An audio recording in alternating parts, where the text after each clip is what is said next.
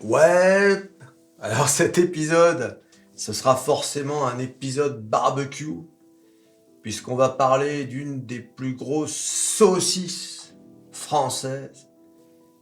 J'ai nommé bien évidemment Athos. Regardez, regardez-moi cette saucisse. Regardez-moi. Voilà.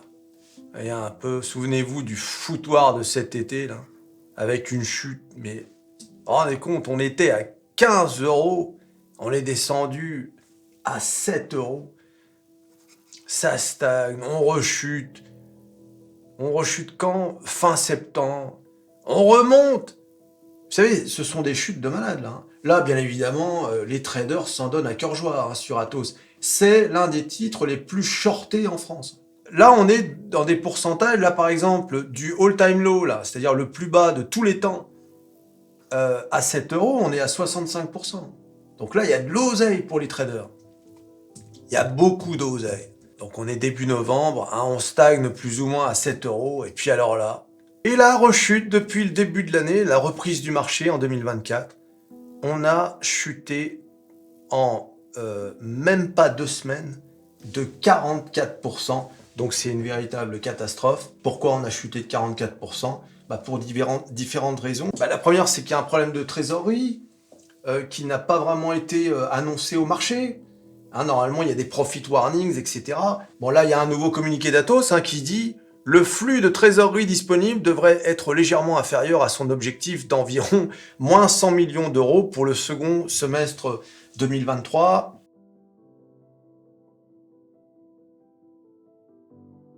Il y a ce blog d'actionnaires, là, ce blog d'Atos dont je parle sur mon Twitter. Atos, belle journée pour les shorters, ça date de vendredi. Belle journée pour les shorters d'Atos, moins 14%. Selon le blog Atos, des problèmes de trésorerie inconnus du marché auraient été mis à jour. Je ne sais pas à quel point ces infos sont réelles, mais voici l'article pour vous faire votre avis. Donc cliquez sur ce truc. Le type a l'air quand même bien informé. Il publie beaucoup de choses sur Atos. Donc lui, il est parti en croisade contre Atos. Ça s'appelle au blog Athos Bourse ou je sais pas quoi. Enfin, cliquez sur l'article sur Twitter et ça vous mènera sur son site internet. Il y a aujourd'hui la nouvelle nomination à nouveau d'un... Regardez, Athos change à nouveau de directeur général et avertit sur sa trésorerie. Le titre plonge à nouveau moins 13% en route pour rejoindre Orpea. Et oui, comment ne pas parler d'Orpea dans cette vidéo? Comment ne pas faire le rapprochement? C'est exactement la même chose. Vous avez... D'abord, Orpea, c'était le livre qui a fait chuter. Pour Athos, c'était... Vous savez, c'était cette proposition de rachat d'un concurrent américain estimé à je ne sais plus combien de milliards, mais largement au-dessus du prix du marché. Le marché s'est dit, qu'est-ce que c'est que ça? Ils sont malades chez Athos. Avec des soupçons en plus de mauvaise comptabilité aux États-Unis. Donc ça, c'est un peu le livre d'Athos. Athos qui a loupé l'occasion de développer le cloud privé, notamment pour le télétravail, pendant le Covid, qui est complètement passé à côté. Regardez les anciennes vidéos sur Athos, c'est affligeant. Vous avez le problème de la dette, comme avec Orpea. Vous avez l'intervention de l'État, comme avec Orpea. Vous avez même le mot qui a été lâché, la justice, protéger Athos pour ses problèmes de dette par la justice. Tu sais, quand tu commences à être sous tutelle judiciaire, mais il n'y a rien de tel pour faire fuir tout le monde. Et puis, bien sûr, alors ça, c'est le cauchemar de tous les actionnaires, c'est bien sûr l'augmentation de capital. On parle d'augmentation de capital pour Athos, comme on a fait une augmentation de capital qui a littéralement squeezé les actionnaires sur Orpea. Et Orpea, aujourd'hui, c'est quelques centimes. Je ne sais même pas combien c'est Orpea, d'ailleurs. Ça existe encore, Orpea? Quelqu'un du nouveau? Orpé? Je vais aller voir, on va Pleurniche, parce qu'il y a Orpé, là, qui a son rond de serviette. C'est pas vrai. Ouais. La saucisse. Athos, la saucisse. Vous prendrez la saucisse du jour? La saucisse du jour? Elle est bonne, la saucisse du jour? Aïe, c'est pas possible. Tout est réuni pour pour qu'Atos devienne une penny stock.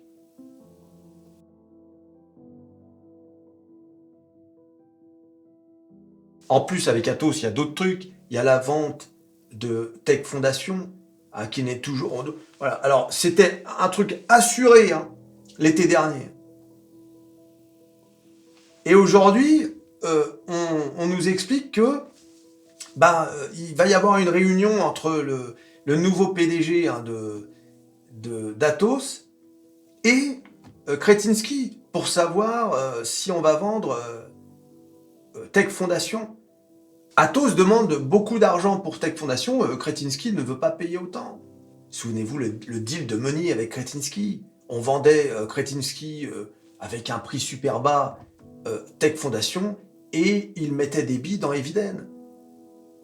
Le politique était intervenu, hors de question qu'un étranger vienne s'immiscer dans les affaires de sécurité nucléaire, etc. C'est-à-dire l'État qui intervient, la justice qui va peut-être s'en mêler, une augmentation de capital, des négociations opaques, on ne sait rien, des plaintes, en veux-tu, en voilà, des actionnaires. Quel foutoir cette entreprise. Comme vous le savez, j'ai une petite ligne sur Atos. Mais si j'avais pas de ligne sur Atos, mais je ne m'approcherais pas de ce dossier à 40 000 km. Il reste un espoir.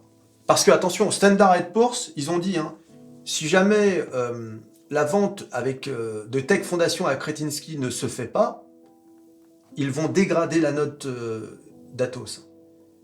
En revanche, ils ont dit que si la vente se faisait, alors la note resterait la même. Si la négociation ne se fait pas, on peut aller à 2 €. 2 € l'action.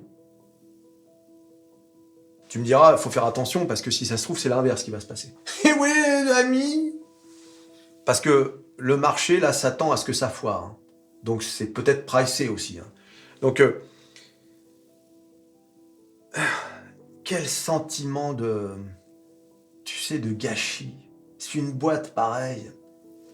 Et puis, il y a Airbus. Parce qu'il y a quand même la branche BDS, la branche cybersécurité, etc. C'est celle que tout le monde convoite. Enfin, en tout cas, tout le monde. Non, pas tout le monde. Airbus convoite.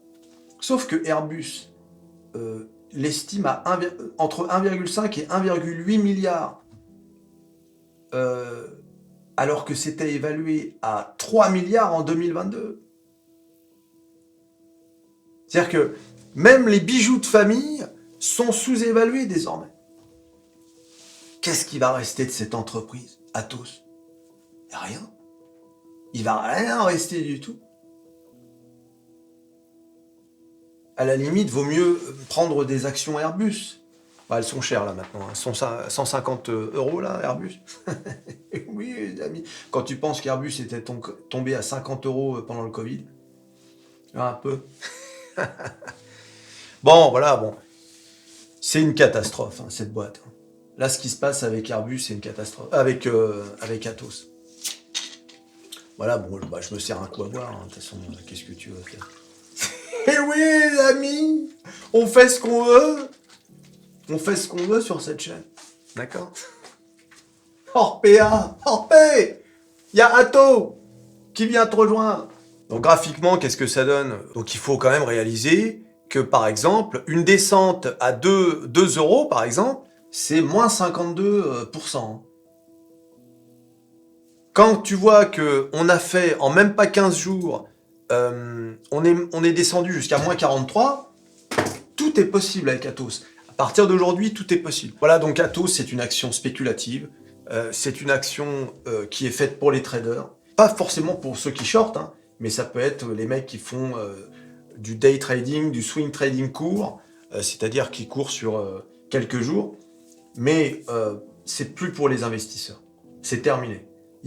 Tu peux pas investir dans une entreprise qui te présente autant d'inconnus, autant de choses cachées, autant de bizarreries.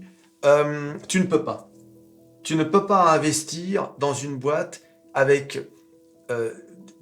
autant de problèmes. Et encore une fois, je sais pas si vous imaginez, mais ça fait combien de temps qu'on nous balade? Alors, on pourrait voir le côté positif des choses.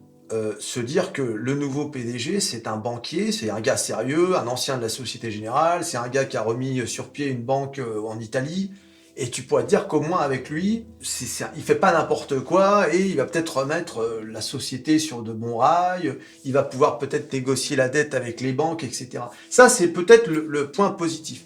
On va dire que il y a encore une petite note d'espoir, mais à la bourse, tu peux pas investir sur l'espoir. Tu peux pas investir dans une entreprise en te disant j'ai de l'espoir que. Non. À cet instant, investir sur Atos, c'est un coup de poker. Voilà. C'est un coup de poker. C'est vrai que ça peut être un coup de poker intéressant. Regardez, imaginez qu'il y ait une série de bonnes nouvelles et que tu investis à cet endroit-là et que tu ailles, ne serait-ce que sur la résistance là, qui s'est créée là. Mine de rien, tu te fais quand même du 70%. Tu vois? Donc, mais c'est un coup de poker. C'est du trading. Hein. Mais bon, imaginez l'accord Tech Foundation, c'est quand même le sentiment du marché. Hein. C'est la prédiction du marché, c'est que l'accord tombe à l'eau. Hein. Donc, Kretinsky ne rachètera pas Tech Foundation. Après, il y a d'autres acteurs, comme par exemple David Layani, hein, le fondateur de OnePoint, qui lui détient 11% d'Atos. Donc voilà, et qui apparemment veut pas lâcher le morceau. Encore une fois, c'est pas un dossier à 100% hors PA, hors PAisé ou saucissonné. Mais c'est un dossier, voilà, en tant qu'investisseur, mettre des billes sur Atos aujourd'hui, c'est un coup de poker. Et ça peut rapporter gros. Vous avez vu, hein. Une série de bonnes nouvelles, par exemple, je sais pas, les choses rentrent dans l'ordre pour je ne sais quelle raison, et on peut atteindre un 100% en quelques semaines. C'est possible, hein. Vous avez vu les mouvements boursiers sur cette action qui est très spéculative, ça peut aller très vite. Mais malheureusement, vous l'avez vu, il faut pas grand-chose pour que ça descende à 2 €. Voilà. À 2 € et ça peut aller très très vite. Voilà. C'est une action qui malheureusement prend plus le chemin d'Orpea, c'est-à-dire qui va se finir à quelques centimes d'euros. Enfin, non, en fait, c'est pas ça. C'est plus une action qui va se finir en démantèlement et qui va finir en penny stock que l'inverse quand même. Hein. Voilà. Mais bon, à la bourse, tout est possible. Et c'est quand même malheureux de voir une entreprise majeure comme ça dans des domaines qui sont primordiaux, quoi, à l'heure actuelle. La cybersécurité, le cloud, le quantique, l'intelligence artificielle, que des domaines dans lesquels Atos aurait pu briller. Il y a 100 000 salariés dans cette boîte. Et apparemment, tous les cerveaux d'Atos se sont barrés déjà. D'après les échos. Donc là, on est mal. Si en plus les cerveaux se sont barrés, voilà, donc c'est un peu une catastrophe quand même ce qui se passe. Ah, c'est quand même une situation qui est pas très bonne. Hein. Le groupe doit rembourser plus de 2 milliards d'euros au cours des 2 prochaines années, dont 1,5 milliard d'euros de prêts bancaires arrivant à échéance dans 1 an. Alors qu'il brûle de la trésorerie à un rythme inquiétant, déjà 1 milliard rien que sur les 6 premiers mois de 2023. On va se retrouver avec une mise sous tutelle judiciaire pour gérer les dettes d'Atos. L'État va demander à Airbus de racheter BDS à moindre frais. Ça va être l'intervention du CDC. On va se retrouver comme Orpea. Hein, c'est terrible. Hein. Et bien évidemment, dans ce genre de situation, il y a toujours des gens qui se frottent les mains.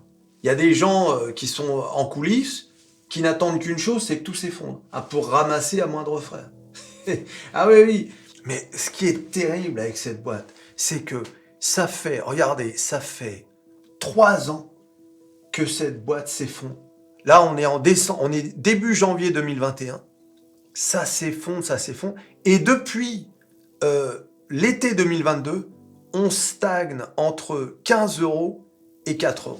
Regardez-moi ça. Ça fait il ne se passe absolument plus rien depuis l'été 2022. Voilà.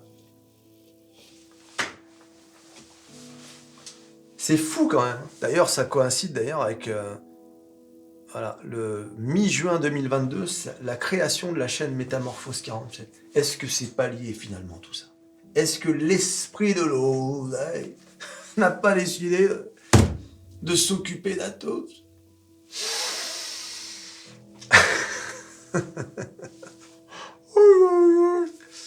Bah d'ailleurs, je crois qu'Athos, c'est une de mes premières vidéos. C'était pour dire, à l'époque, donc c'était début de... Ouais, c'est ça, ouais. C'était pour dire catastrophe nationale, ou je sais pas quoi. Déjà là, ma vidéo sur Athos, catastrophe nationale, j'avais nommé ça. Fuyez! Ah oui, ça s'appelait Fuyez. En juin 2022, la création de Métamorphose 47, je vous disais Fuyez.